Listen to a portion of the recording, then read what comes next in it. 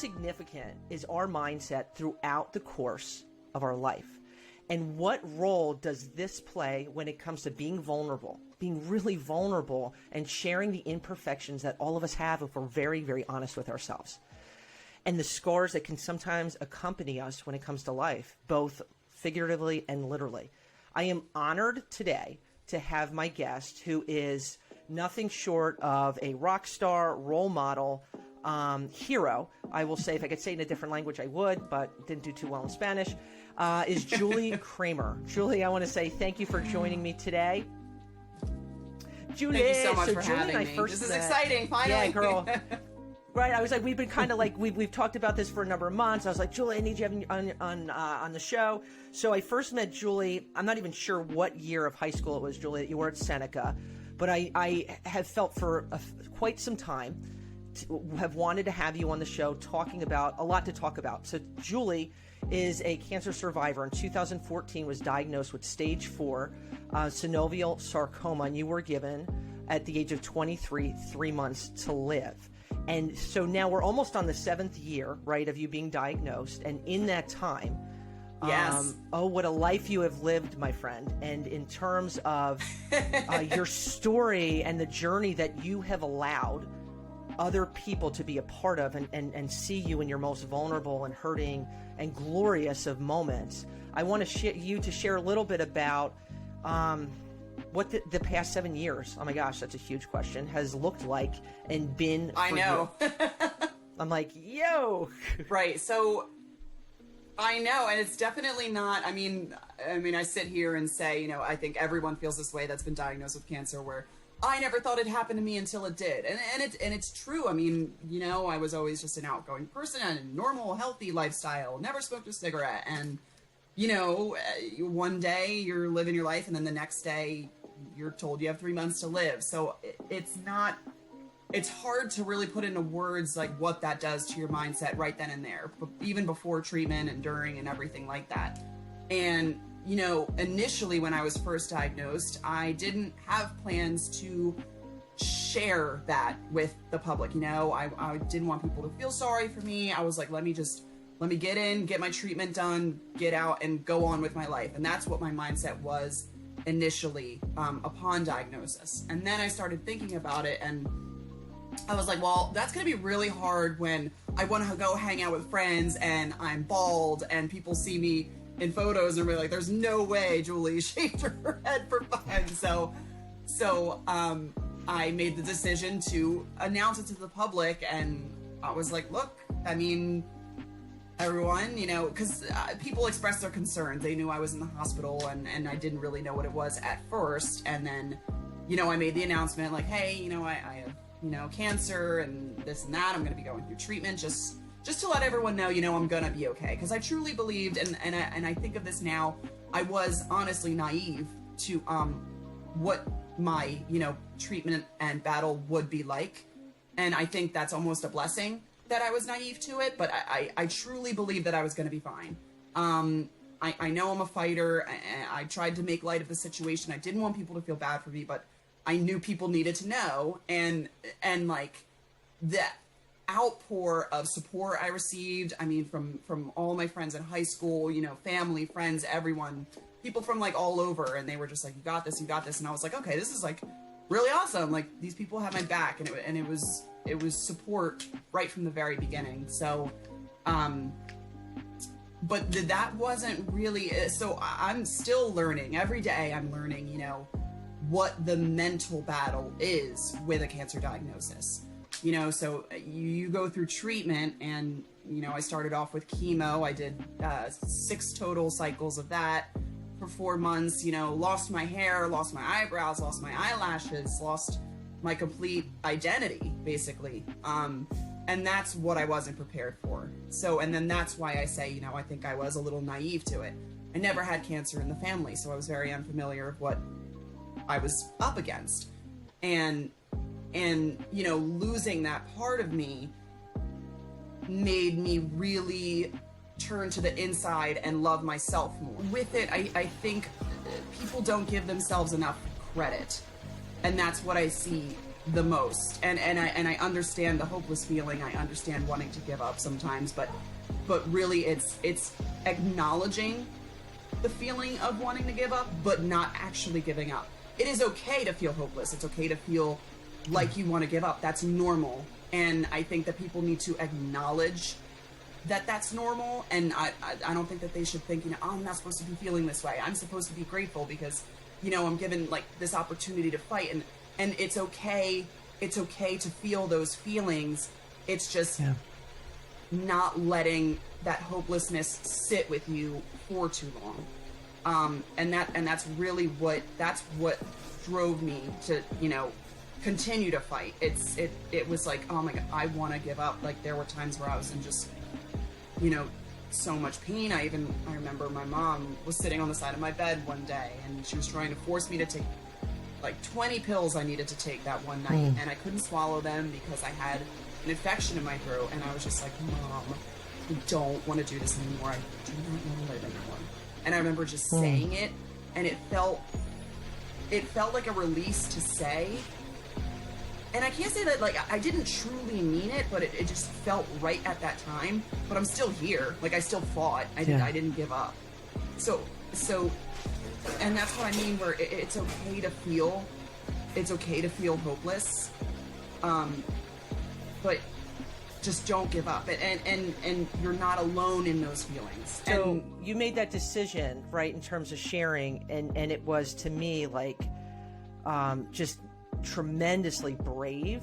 And you shared some really vulnerable moments from you in the hospital, and you know, I know recently you shared where, you know, you've shared, I guess, where you had surgery, and it just had me thinking you were showing your scars, and immediately I was like, man, she's so brave, but it's so necessary. Where I know one of the things said, like, you know, are you going to keep scrolling? And I'm like, to be able to hear somebody and who's able to share, right? These are things I've been through, and how it affects other people feeling like I'm not alone. And that did you ever realize like how many people that you'd be affected, and how do you think this had a part in your overall mental wellness through your journey in these past 7 years and forever? Yeah, definitely. Yeah, sharing, I don't know, it just kind of came natural to me to share, you know, and I continue to share, you know, what I went through, the aftermath, and really the rawness of going through a cancer diagnosis and cancer treatment. Because a lot of times, you know, and we have this, we're blessed with social media because we can connect with each other that way, but a lot of times we see, you know, the beautified versions of things, and I think, and of course that's great, you know, you want to always show positivity, but I think you can do that while still showing, you know, what's real and what's raw and what's honest. And it was really important for me to share that with people that are going through it and let them know, like, you know, that there's life after cancer, and it's great and it's beautiful, but it's different, and it's raw, and let me show you the realness of it. You know, like these are the scars. This is what's real. This is a real body that's been through real trauma, and I don't think that should be hidden. I think it should be shown, and it should be, you know, celebrated. And there have been, you know, I'll share a scar sometimes, and a lot of people would comment and be like, well, there's a cream that you can use to cover it, or, you know, and then like some people that have their own scars, and they say, well, how do you feel about that? Like, do you ever try to cover it? Like, do you wear scarves more and things like that? And I'm no. Like, I'm like, you show that off. Like that's your strength. Like, your scars are a reminder of what you endured and what you beat. And that, I think, is like a beautiful thing. And that's where I go back to, you know, that inner love, that self-love, where scars are, you know, physical features on a body, and I do not think they are at all any type of flaw. You know, I think they're freaking beautiful, and I think that people should really show them, you know, and I never tried to hide them. You know, I'll go out in public and people will be like, you know what, I'm so sorry, I don't mind asking, and they're like, what about that scar? And I'll show them, and And I think it's something that people should embrace about themselves. I don't think that they should hide them, because I feel like that's hiding their strength.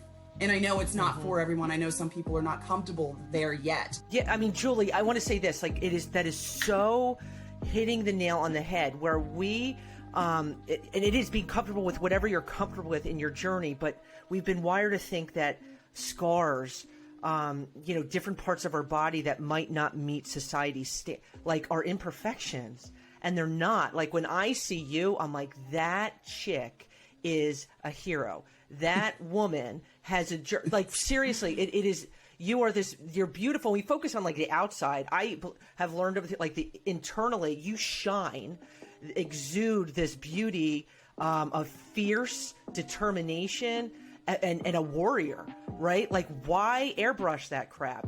I mean, that's insane to me. And but this is where, when you get that message out, because I'm thinking, dude, May is Mental Health Awareness Month.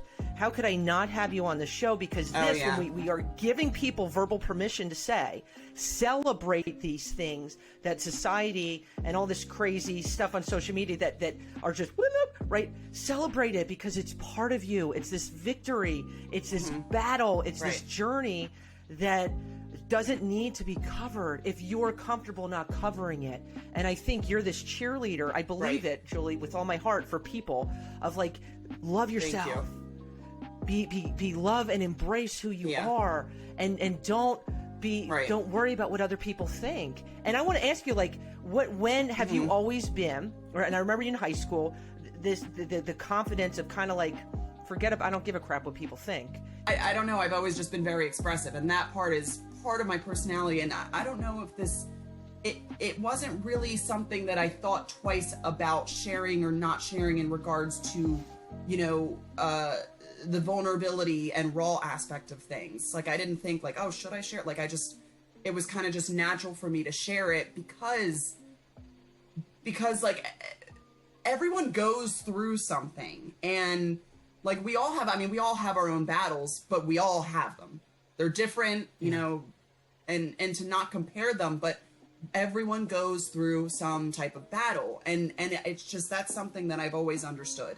So it's like, to just share it, it's, no one's any different or any better than, someone else. It's just, you're going through this, I'm going to share this. And then I think it'll inspire other people to be like, oh, like, she's sharing that. Like, all right, I can share my story. And it kind of encourages people to be more real and more raw, and know that it's okay to be vulnerable.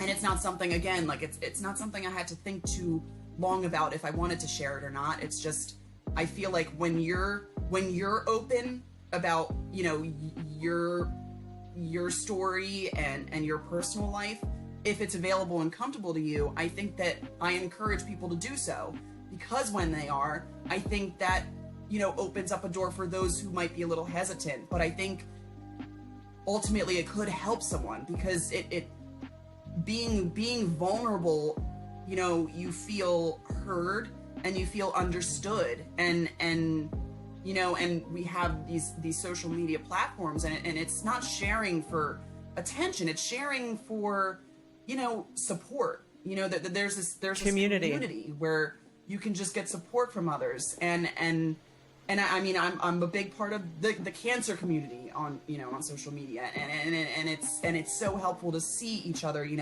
share like these very vulnerable feelings and emotions and pictures and experiences, and it allows others to feel like they're not alone. And I can't even express how many people have reached out to me that said, like, that have thanked me for sharing, but how they go into detail, it's like they're in the middle of treatment, and it's like I provide this sense of hope that I needed when I was going through it. And I had a friend that really helped me through my journey, and she shared her setbacks and everything that she went through, and that got me through, knowing that I wasn't alone.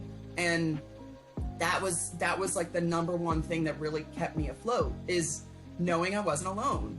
So when I share what I share, I want people to see it, and I want them to share as well if it's available to them, because then they can help others know that they're not alone. And then it's just a cycle of we're all helping one another.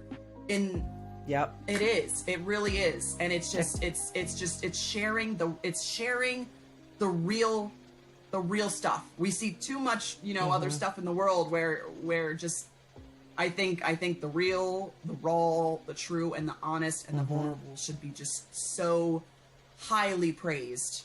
And when you share it, people feel comfortable to be vulnerable as well. And I think vulnerability is the most important thing. And that's what I learned the most out of all of this, is just being more vulnerable in life. So that's been super helpful. And the reality of that we don't have to put this facade on, that I think too many of us have, like, what will people think, or what will I be judged? Having that ability to come forward and say, with whatever our scars are emotionally or physically, it's okay to share. And it's knowing that the positives that come of that, like you had said, not feeling like an island, feeling supported, getting that encouragement. And sometimes people can be mean. And so that's why I always believe, like, being selective with your tribe, but learning how to funnel things out, because you have those people that just need a big old hug, right? But it's knowing that your journey, like, how old are you now? This is going to make me feel extremely old. May I ask that question? 30. 30. I was like, that 30. Makes me feel old. But in your 30 years of life, right? I mean, I have met people as teenagers or 90 years old. And it's so funny that the people that have chosen to really live, and too many people, I believe, whether it be for different circumstances or life events or just out of fear, haven't really taken that the step to live. And one of the things that I really, really, really loved about a recent post that you did, that you had made a blurb where it said, everything in life is temporary. When it's good, soak it in. When it's bad, it'll pass. Be mindful of what you give your energy to. And I was like, yes. So often we invest ourselves in things like, your job's important. Your job shouldn't be your life, right? Our responsibilities are important, but the people in our lives, that, like, life is so fleeting. How are you really living? And when I see, your different posts and your different things that you put out there, and as a motivational speaker, you really resonate this beauty of just live. Stop making excuses and being compassionate, obviously, and empathetic about that, but living. And like that, how has that mindset, I want to ask you that, how has that mindset changed your life? A lot. And I feel like I definitely wouldn't have this mindset if it wasn't for, being told I have 3 months to live. So when I share things like that, and I share it because I want people to understand that without having to be diagnosed with cancer, and it's unfortunate that, it took me that to realize it. But if people can just really, really see how short life is, and I didn't notice how much I took for granted until, it was almost all taken away from me. And that's what made me really realize, like, okay, so this is what matters. Family, and family is not just, your immediate family. It's your friends. It's you have to acknowledge how you feel with the people that you love the most, and spend more time with them, and more time outside, and just more time exploring. Like, life is too short to not just, like, go on the trip. Just go on the trip. And I believe, get out of your zip code. You gotta work to live, and don't take things too seriously. And things are temporary. So, like I said, like, if you're feeling bad, it'll pass. If you're feeling great, seriously soak it in. I mean, and it's those moments, it's those spontaneous moments that you, like, really getting out of your comfort zone. I had like this one, like, aha moment. Actually, I went on, like, my first road trip with my friends. Ryan Dietrich, I don't know if you remember him, but him and his girlfriend, like, I went on with them, and yeah. So we went on a road trip, like 3 years ago, and we're driving down this, like, empty road in Montana, and on the side of the road, there's just a giant lake. And he pulls over, and he's like, come on, let's go. I'm like, what are we doing? And he's like, we're jumping in the lake. And I'm like, if this was years ago, I would have been like, ew, no, like I have nothing to wear and it's too cold. I don't like cold water. And I thought about it. I'm like, are you serious? And he's like, yeah, let's go. And I'm like, screw it, okay. So I go, like, I'm with Katie Riel too, and we go and we just pull over on the side of the road, change into our bathing suits real quick, and just jump in this ice cold water. The sun was setting. It was like, and that right there, like, it was like an aha moment for me, because I would always make excuses. Like, I remember going to the beach, I'm like, I don't want to go in the water's too cold. And I'm like, that is not living. It's just cold water. Like, embrace that feeling. So I try to embrace feelings that I almost hid from before, you know, I don't want the cold water. I don't want this. So I'm trying to embrace the things that I didn't like before and learning to love them, because I think all feelings and emotions just need to be felt and acknowledged and embraced. So that's what I take with me going forward is to, you know, even if you're feeling bad or sad, don't void that feeling. Just feel it in its entirety. I think it's important to feel those feelings, because even though it's a sad or angry feeling, we're still so blessed to feel. Like, to be able to be alive, to feel, is a blessing in itself. And so I try, I mean, like, and that's something that is, and always will be an ongoing work. I'm always going to learn to, you know, acknowledge these feelings. But the fact that I can even acknowledge that I want to acknowledge them is huge. And I think that, and I just don't think that we should ignore these feelings just because we don't like them. You know, don't sit with them for too long. Acknowledge that they're there, that they will pass. And then I think that's how you grow, learning to understand how you're feeling, and just you know, embracing it and just making it, you know, known and just better.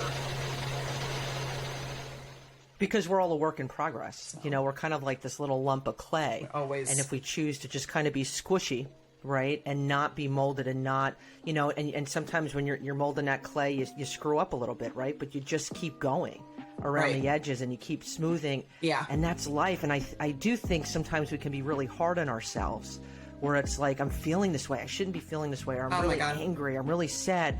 Like, okay, yes, acknowledge your emotions, but now what are you doing with them? I mean, there's been, you know, days in the past year that I've like struggled emotionally with different things. Well, it's like, I'm feeling this way. I'm going to go to the beach, right?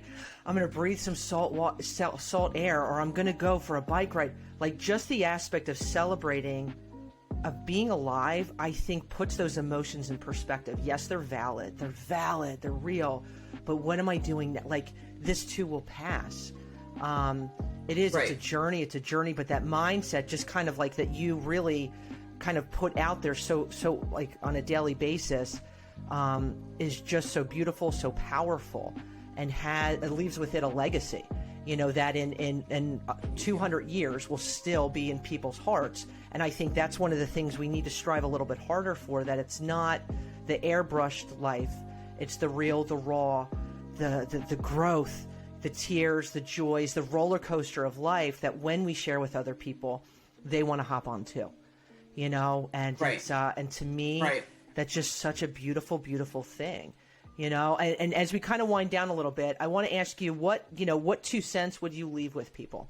I would definitely say, you know, be as vulnerable as you can.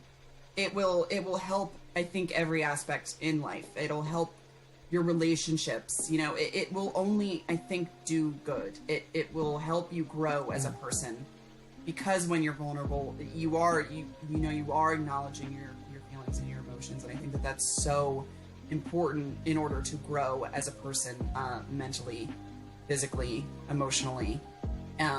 So definitely being more vulnerable and just really, and this is one that I will be completely honest, because I'm not perfect and I'm still learning these things, you know. I haven't perfected them, but really living in the moment, and it's tough. That's been a tough transition for me, because, you know, I'm always reflecting on the past to remind myself of what I've been through and how far I've come. But then, you know, my future is unknown, and really everyone's future is unknown. But I think just because of what I went through, and there's I always have that inkling in the back of my head. Oh, could this come back? When would this come back? How would this come back? So it's that's something I'm still working on is just really focusing on the present, because like no one knows what tomorrow is. I have to really just enjoy what's here, what's in front of me, who's in front of me right now, and the past doesn't exist anymore. It's really just right here and right now, and just embracing that, and really taking more risks and just going on the trip. Do something that you wouldn't think you'd ever do. Jump in the cold water. I promise it's not that cold. Yeah, baby. Because it's not things that like cold. that. Yeah. It's like it's not that cold. Well, I know one of the things on my bucket list was to go to Alaska. We actually last week booked tickets. We're going to RV through a fairly small part of Alaska, but for 10 days. So that was on my bucket list. I'm so stoked. It's kind of impulsive. So for you, Julie Kramer, because I'm a huge bucket list advocate, good. What is something on your bucket list? I mean, definitely, a cross-country road trip.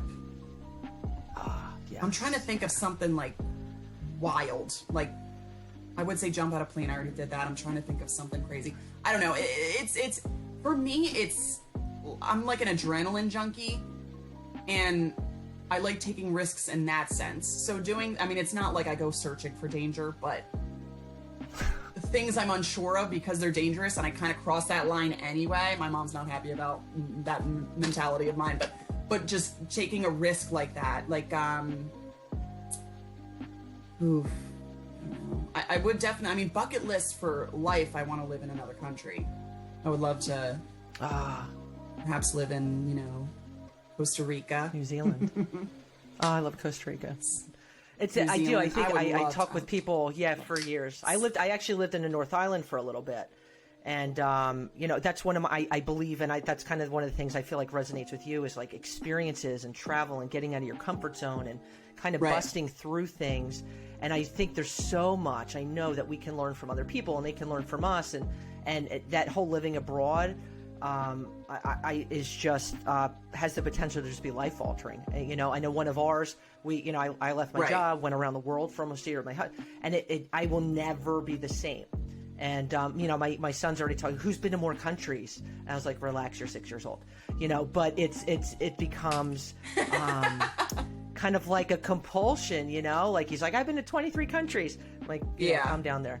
But that bucket list is so important, and it can fuel us in so many beautiful ways. And as we kind of wind down, I do want to say, Julie, thank you for being here today. I did not kind of plug this before. Julie is a motivational speaker.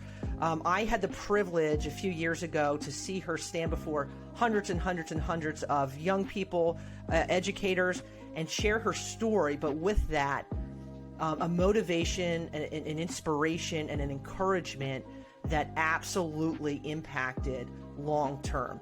And if you're a school, if you're a business, you're looking for somebody just to knock someone's socks off, please be sure to check her out. I'm going to have her information in the link below. She is a hero. We have lots of heroes who we put labels on that can, no offense, throw a ball, but throw a hoop. That's not my version of a hero, not judging those people. Real life heroes that are able to just be real, be raw, be authentic, and be game changers. And so, Julie, I want to say thank you for being here today. From the bottom of my heart, I appreciate you. I've been inspired by you. And you continue kicking butt and changing lives, my friend. And for you that are listening, I want to say wishing you a tremendous amount of peace, love, and goodness.